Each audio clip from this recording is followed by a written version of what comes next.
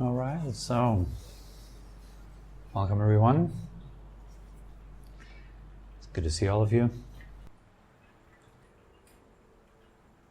Training your attention to stay with one single thing, that's not going to be achieved sitting a few minutes every day, like morning, evening, maybe even sitting 30 minutes in the morning, 30 minutes in the evening, and then having a day full of restless activities and things that stir up the mind.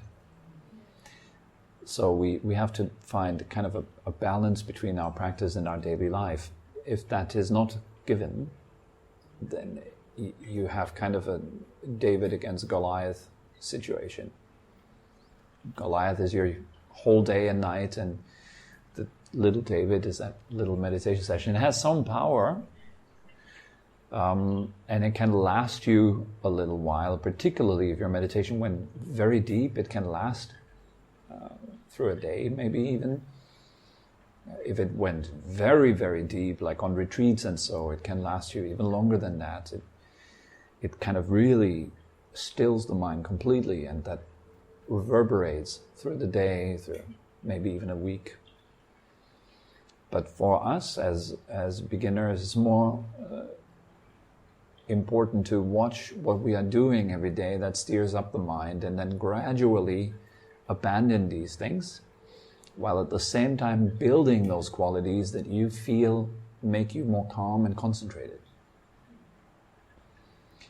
And so you might find a whole set of behaviors, like everyday things that we do, where the mind is not at all here, like taking a shower.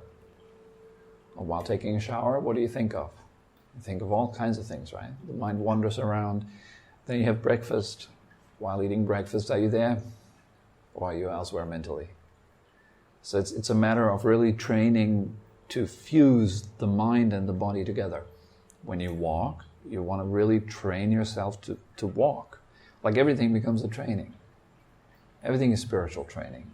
In the beginning, it matters to unite body and mind, to keep them together. Because usually the body is here, the mind is somewhere else, future or past, what have you. And if you do that consistently, then you will notice a few things happening. One, you become more calm. You become more relaxed, less reactive. So you might have a situation that usually would quickly upset you and lead to a very quick response. Now you're more reflected. You think a bit more about it. You stop before you act. You think, do I really have to do this? Really necessary? Where will it lead me if I go down that route? Have I done that before? How did it end? Not so good, so maybe I shouldn't do it. So you have like a chance, an actual chance to shape your life, to reshape your life in better ways. If you don't have that little pause, that awareness, we usually just react. We react our past habits. And with every reaction, we make them stronger. And as they become stronger, they become more automated. Because like in evolution, it's the case that like everything that you do all the time, your body wants to automate that.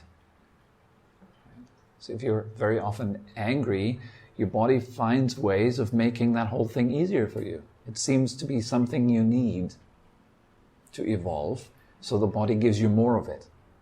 It gives you more hormones that makes it easier to produce anger, puts you on edge all the time, like putting a lot of stress hormones into your body, so you're on edge all the time. You can explode at any given thing, You become angry more easily because you're habituating yourself to it. That you can only break, and even ancestral behavior patterns, like things from your parents, their parents, they keep repeating through generations. Like how your father raised you, very likely that he was raised that way, and his father was, and so forth. And it's going back through generations, these kind of patterns. And so breaking through that takes a lot of wanting to really wake up. And that usually is triggered by suffering. If you have suffered enough, you usually go, okay, I don't want to have this anymore. I need to do something to get out of this. It's just too unpleasant. This can't continue any longer. Then people take action, and that action is to become mindful with your everyday activities. So when you walk, walk. When you sit, sit. When you listen to someone, really listen. When you talk, really talk. Put your whole intention, your whole being into it. You know how musicians do when they play an instrument. They play in front of a stage, in front of an audience. They put their all into this, so the musician somehow disappears and the music is left. When you talk, you do that. Instead of maybe talking and wondering, I'm wondering if I'm talking about the right thing right now. Or how might I appear? Maybe I shouldn't have said that. These kind of things. They make you an inefficient communicator. You're not really there. You're worried about your appearance or something like that. So with mindfulness, you increase your ability to be here with life while it's happening. Another benefit of that is that you do not have the feeling of missing out so much anymore, because you're right there. You're living your life. You're not having the feeling at the end of the week is like, what? What happened to this week? Another week has passed. Another day has passed. What happened? I'm just racing through the days, through the weeks, the months. It's just gone. And I haven't even really been there. The more moments you take for yourself and value human connection enough to really pay attention, value the connection to yourself enough to really pay attention to it, the more fulfilled you're going to be by life.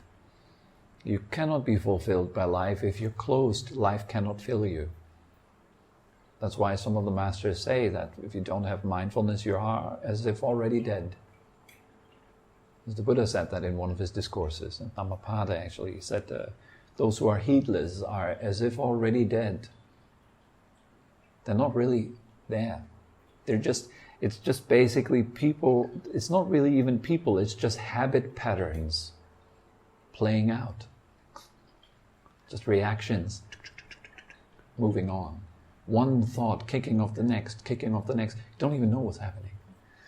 One reaction, one emotion chasing the next. It's just an endless chain of stuff happening.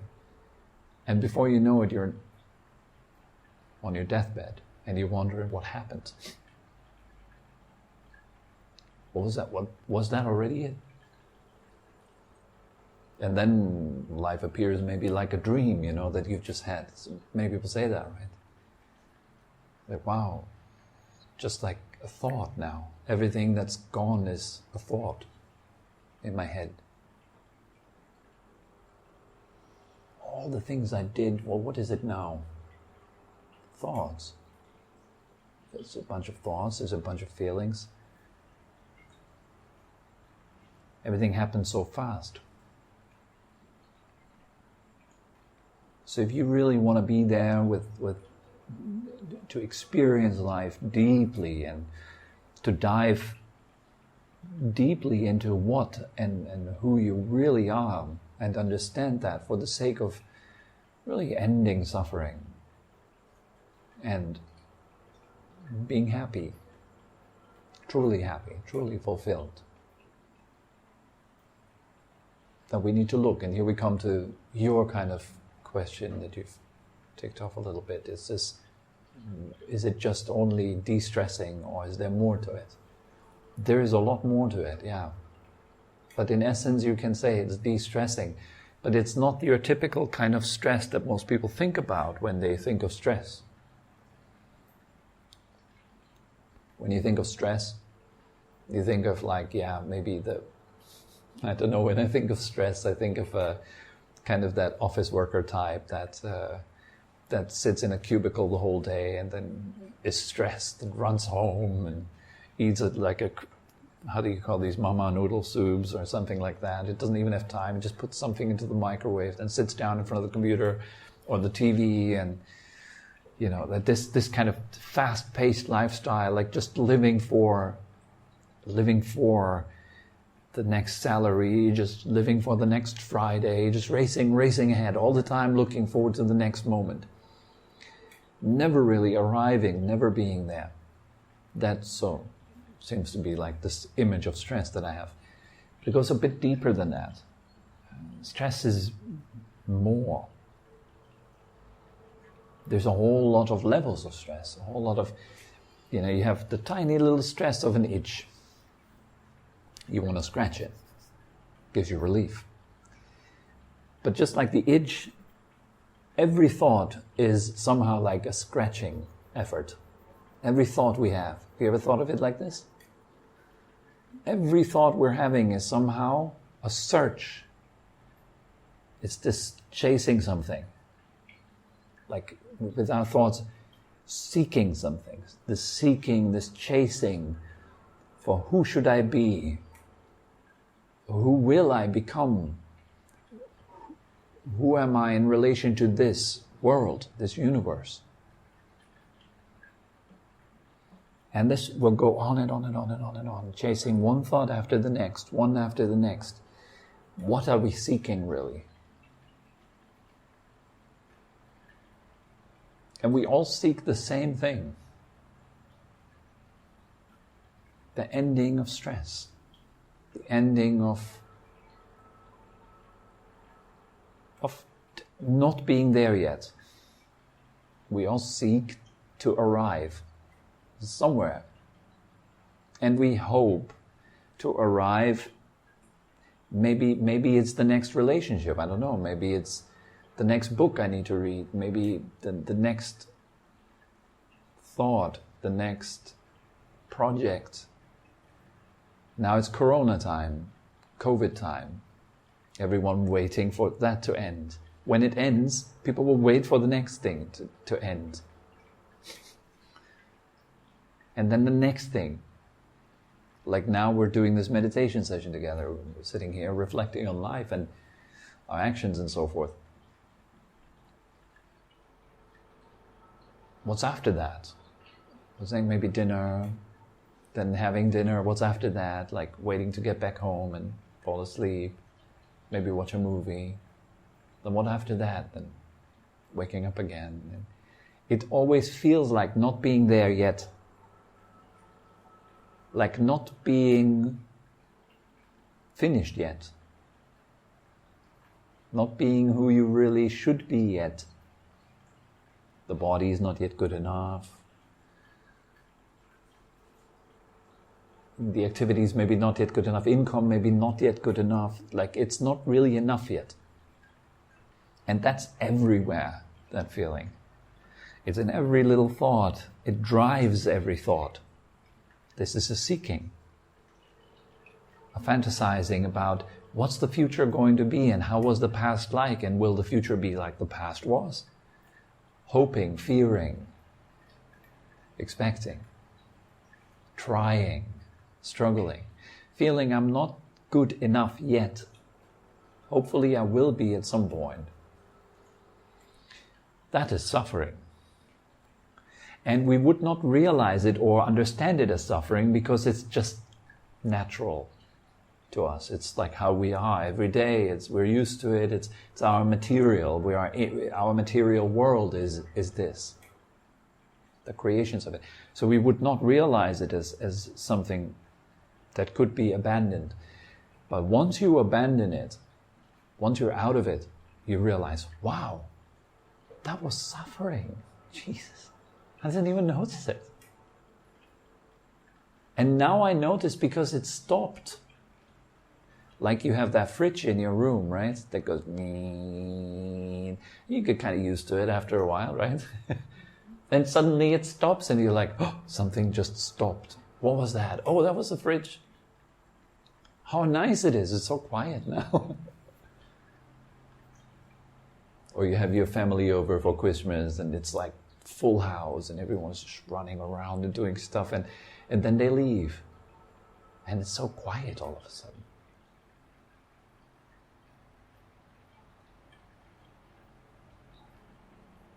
So we need this contrast. There's a story that Ajahn Brahm actually talked about. It's a very lovely story. He talks about this little tadpole. And he lives in a pond with his tadpole friends. And they go to tadpole school and then tadpole university. And this tadpole writes, how do you call this when you're at university and you write like a, what is that? Something like that. And he writes that on the nature of water. So he becomes this little expert on water. He knows it all. He knows what is water made of, the different states of water, and so forth. So he knows everything about it. And one day, after he finished, celebration finished, he grows a pair of legs and arms. And he feels this urge to move up. And then he moves up. And for the first time in his life, he exits the pond. And it's only then when he really knows what water is. Does that make sense? Because he's out of it. He doesn't know what water is before that. Even he makes his bachelor degree, whatever, on water, and is considered an expert on water. He has no clue what it is. And similarly, there are people who are experts on religious texts, experts on, I don't know, Bible scholars, sutra scholars. They have no idea what they are studying. You can literally study religious texts without ever touching any of it. You can be that proverbial spoon in the soup. You're in the soup, but you will never taste it.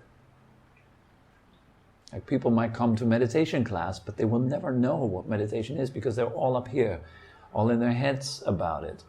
They try to intellectualize something you can possibly never intellectualize. You can't wrap your head around it. Impossible. You can only feel it. And so, the feeling of meditation, what that does is it gradually lets you pop your head out of the water. So you understand what you've been in, but you only know when you're popping your head out of it. So that's what meditation kind of is. So in order to understand yourself, your mind has to become very quiet, which it usually never is. It's very active, very busy. So we need to learn how to let it become calm. How do you let your mind become calm? Well, you stop messing with it. You stop trying to make it calm. Like a cup of water. If you want to make the water calm, how do you do it? How should you hold it? You just put it down, right? That's it. The water will become calm all by itself. Only thing you need to do is put the cup down. As long as you're holding it, it cannot possibly become calm. It's impossible. You might be able, through force, to make it a bit more calm. That's possible. But it will never be completely calm. So with meditation, what we're doing is you put your cup down. You put down messing with your mind. Like sitting down and having demands, trying to fix yourself. Instead, you learn to see yourself. A lot of people, they approach meditation practice like this, right? They want to fix themselves. Ooh, meditation sounds good. Sounds like something helps me to become that person that I really should be. So let me try it. And you sit down and you try and you find, it's quite unpleasant actually. I'm very distracted and it's not fun at all. Why is it not? Well, because the same person that's creating all the mess during the day is doing the meditation. It's the same thing. So in order to calm down and to become smooth and relaxed, rested in your mind, you have to stop harassing yourself, just for a little while. Just leave yourself alone. You sit down and you pay attention instead of intention. Instead of doing stuff to yourself, you step back and you look. What happens if I breathe deeply? What happens if I breathe in a way that feels nice? What happens if I just let my thoughts pass by instead of following them or pushing them away? And so gradually you discover things about yourself and how you can become more calm, how you can go up in the pond and grow a pair of arms and a pair of legs gradually. In the beginning, most people's heads are full about ideas about meditation. Full. And gradually you need to throw them all away and sit and watch, and learn from observing yourself or what you're doing to yourself. Some things you do, they make you restless and unhappy. Could you stop it? How? Some things you do, they feel really good. They make the mind very calm. You can sit there peacefully, just enjoying yourself. Good, do more of that.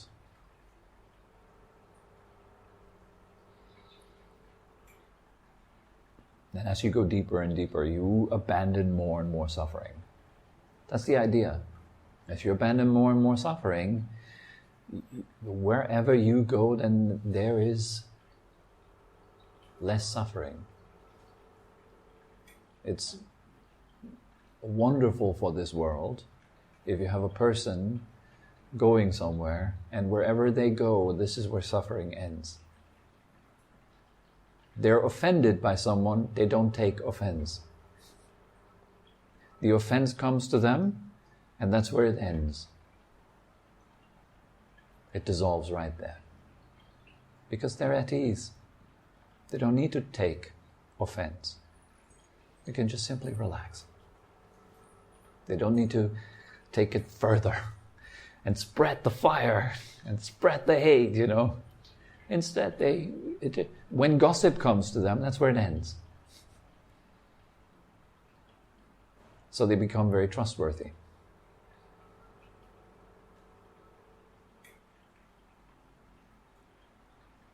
When hate comes to them, that's where it ends.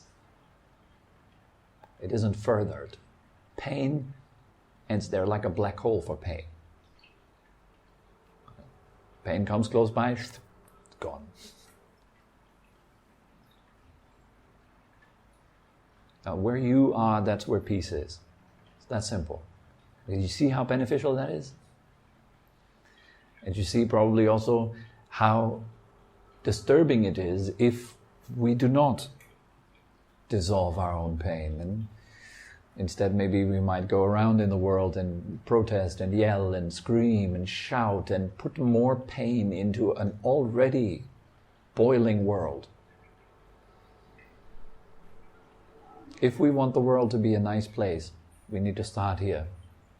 Let go of our own problems, our own pain, our own dis-ease in the mind. Free the world from that. It's a wonderful step. It's your greatest gift that you can give to the world. So these are two ideas that meditation does. One, it frees you from suffering. And by that, two, it makes the world around you a better place. So far, does that make sense? Yeah? Good. Any more questions?